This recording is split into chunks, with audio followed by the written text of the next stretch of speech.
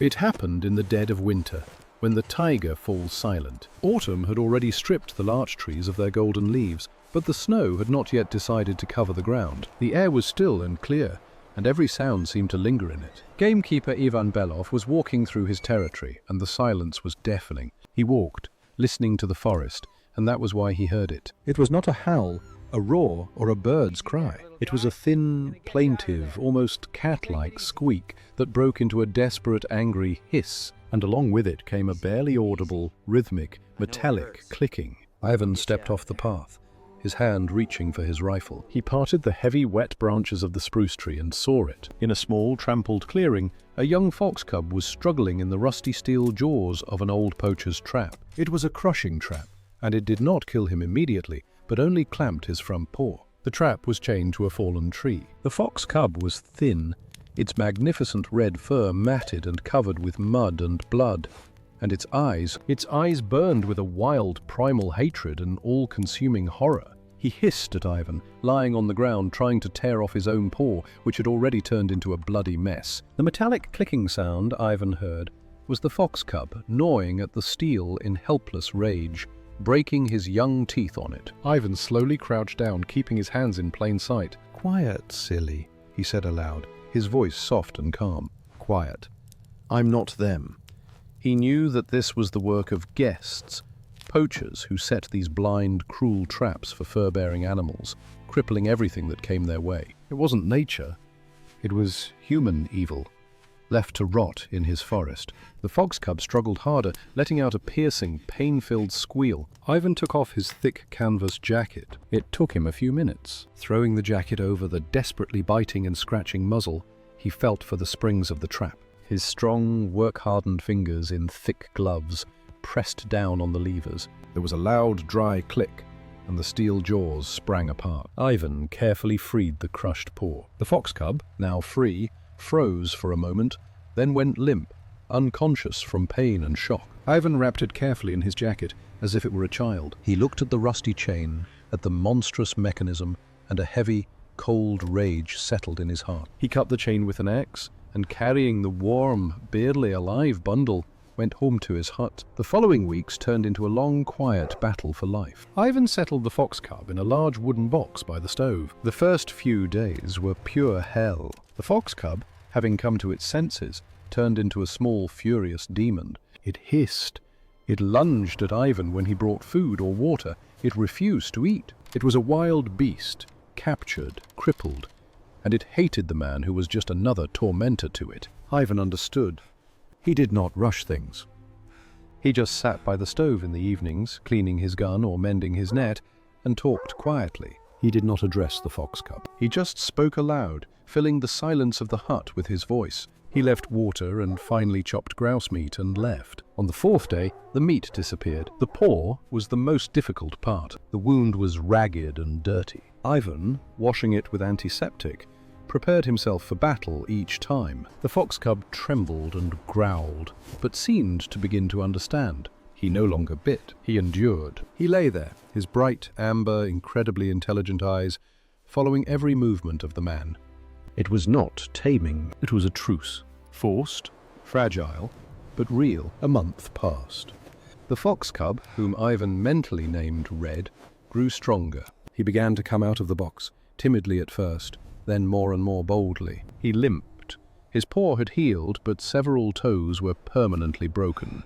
A deep, bare scar remained where the terrible wound had been, which would never grow fur again. Redhead was still wild, but he was no longer afraid of Ivan. He could sit in the corner for hours, watching the gamekeeper sharpen his knife. He was part of the hut, just like the old cat who had died long ago.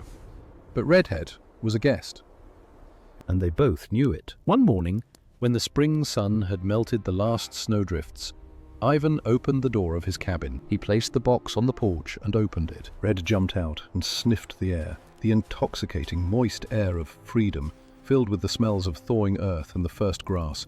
He ran to the edge of the woodpile and stopped. He turned around. Ivan was standing on the porch, leaning against the doorframe. The man and the fox stared at each other for a whole minute. There was no fear or gratitude in the fox's gaze. It was the long, attentive, piercing gaze of a creature that remembered. Then, like a flash of fire, he darted into the bushes and disappeared. Ivan sighed, feeling the familiar mixture of relief and slight sadness. The debt had been paid. A year passed. The Taiga lived its life. Winter came, and this time it came in earnest. It was the kind of winter that the old-timers call wolf winter. The frosts struck early and fiercely, freezing the rivers to the bottom. Ivan Belov set off for the distant border. The road lay through an old burn, an open place swept by all the winds.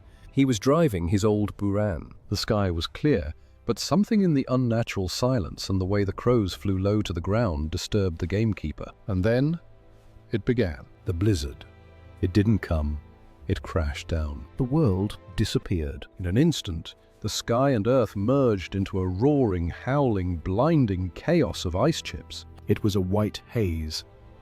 Ivan was driving by the instruments, but what good are instruments when you can't see further than your outstretched arm? And then the Buran sneezed, jerked, and stalled. Ivan pulled the starter until his hands were bloody. It was useless. The air filter was clogged with icy dust. The engine cooled down, turning into a useless piece of iron.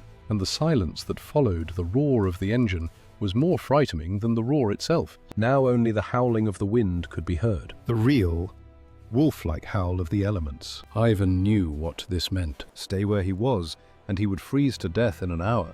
Walk, and he would get lost after 100 steps. He checked his compass. The needle was shaking and dancing, confused by the magnetic storm that often accompanies such blizzards. The GPS on his phone was dead. No signal. He was blind. He was alone. He walked, as he thought, toward the hut. He walked for an hour, sinking into snowdrifts, losing strength. He stumbled upon a frozen stream, tried to cross it, and sank knee-deep. The icy water instantly soaked his boots. Now it was a matter of minutes. He fell. He tried to get up, but his body, weighed down by snow and fatigue, would not obey him. He fell again. And then he was overcome by what all Taiga dwellers fear. An incredible, blissful, warm fatigue. Suddenly, he didn't care anymore. The cold was gone, replaced by indifference. He leaned against a snowdrift and closed his eyes. Just 5 minutes, he thought, just to rest. He began to fall asleep. He didn't know how much time had passed. A minute or an hour. He was torn from this warm, deadly fog by a sharp, physical sensation. Something cold, wet and insistent poked him in the cheek, then in the other. Then something sharp dug into his mitten and tugged. Ivan struggled to peel his frozen eyelids apart. The world was a white haze, and in that haze, right in front of his face, sat a creature, red-haired, covered in frost, with 2 amber coals for eyes. It stared intently at him, and it barked. It wasn't yapping or whining. It was a sharp, abrupt, demanding bark. Redhead. Ivan croaked, not believing it. The fox twitched his ears. He jumped up to Ivan, poked his nose in his face, as if checking if he was alive, and barked again. Then he ran back a few steps, stopped, turned around, and barked again. Ivan recognized him. On his front paw, where the fur was thinner, there was an ugly, dark scar from a trap. It was him.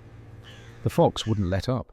He barked. He ran in circles. He ran up and pulled Ivan by the sleeve again, just as the wolf cub had once pulled him toward the swamp. He called. He commanded. There was no fear of the blizzard in his voice. There was fury, and that fury spread to Ivan. Adrenaline, like a fiery whip, struck his freezing body. He understood. The fox hadn't just found him. The fox had come for him. I'm coming, Ivan muttered. He didn't get up. He crawled on all fours through the icy wall, seeing nothing but a red spot looming ahead. The fox led him. He didn't run away. He kept 10 steps behind, constantly looking back, waiting, encouraging him with his sharp, angry bark. He led him along the only trail he knew, the trail of his scent. Ivan crawled. He could no longer feel his arms or legs. He just moved, drawn to that fiery point of life in the icy hell. It seemed like an eternity. Finally, the fox dove into what looked like an ordinary snowdrift at the foot of a huge upturned spruce tree. He disappeared. A second later, his head poked out of a black hole in the snow and barked again. Ivan crawled closer. It was a burrow. Deep, dry, protected by massive roots. The fox had dug it for itself as a winter shelter, and now it had brought a human here. Ivan stumbled into the narrow opening, pushing the snow away from him. Inside it was dark, cramped, and smelled of animals and dry earth. But there was no wind here. For the first time in hours, Ivan stopped shivering. He lay exhausted at the bottom of the burrow. The redhead squeezed past him and sat down at the entrance, his back to Ivan, facing the blizzard. He did not sleep. He kept watch. He sat like a little red sentry, blocking the entrance from the snow and wind with his body. Ivan lay in the darkness and looked at this silhouette. He had saved his life and healed his paw, and now this small, lame predator whom he had set free had returned from the heart of the blizzard to pull him from the jaws of death. He had repaid his debt. Huntsman Ivan Belov waited for morning in a foxhole. When the blizzard subsided, he crawled out, stretched his stiff but still functioning limbs, and headed toward his hut, which, as it turned out, was only a kilometer away. The redhead accompanied him to the edge of the forest, then silently disappeared into the woods again. He had paid his debt. Ivan understood that in the taiga there are no one-sided debts. Here, every action you take, good or bad, will inevitably come back to you, sometimes in the form of a fiery fox in the middle of the white fog.